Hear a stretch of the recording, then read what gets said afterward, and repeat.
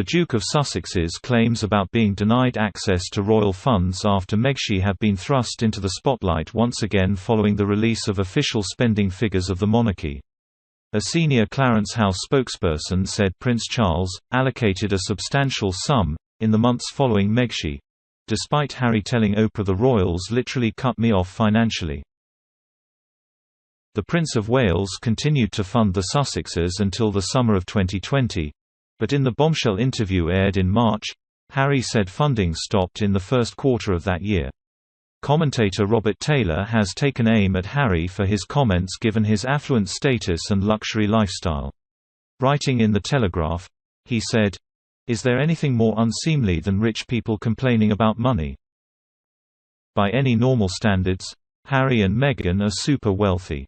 They have an estimated joint worth of nearly £10 million, and live in a luxury pad in California overlooking the Pacific. They mix with millionaires and billionaires. Yet Harry saw fit to moan, in that blockbuster interview with Oprah, that his father had, literally, cut him off." The columnist pointed out Harry is 36 years old and insisted he should be ashamed to rely on his father for pocket money, even if it is to cover security bills. Mr. Taylor added, "There comes a time, and it shouldn't take until 36 when you need to buy your own dinner."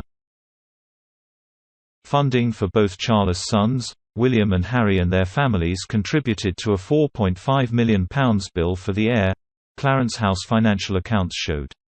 Harry and Meghan were still listed as receiving money from Charles' Duchy of Cornwall income, despite quitting the monarchy at the end of March last year.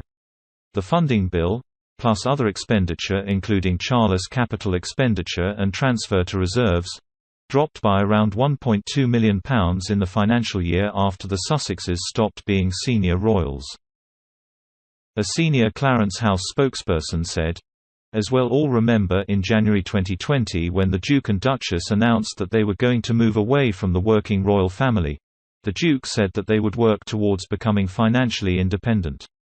The Prince of Wales allocated a substantial sum to support them with this transition. That funding ceased in the summer of last year. The couple are now financially independent." A spokesperson for the Sussexes insisted there was no difference in timeline, and Harry was referring to the first quarter of the fiscal reporting period in the UK, which runs from April to July. A spokesperson said, "You are conflating two different timelines and it's inaccurate to suggest that there's a contradiction." The Duke's comments during the Oprah interview were in reference to the first quarter of the fiscal reporting period in the UK, which starts annually in April. This is the same date that the transitional year of the Sandringham Agreement began and is aligned with the timeline that Clarence House referenced. In the interview with Oprah, Harry was questioned on their multi-million-pound deals with Netflix and Spotify. The Duke said the lucrative arrangements with the platforms were not part of the plan for leaving the firm and insisted they only came about when financial support was supposedly withdrawn from his father. Harry said, "We didn't have a plan. That was suggested by somebody else by the point of where my family literally cut me off financially, and I had to afford security for us." Oprah then said, "Wait. Hold up. Wait a minute. Your family cut you off?" Harry replied, "Yeah, in the first half, the first quarter of 2020. But I've got what my mum left me, and, without that, we would not have been able to do this."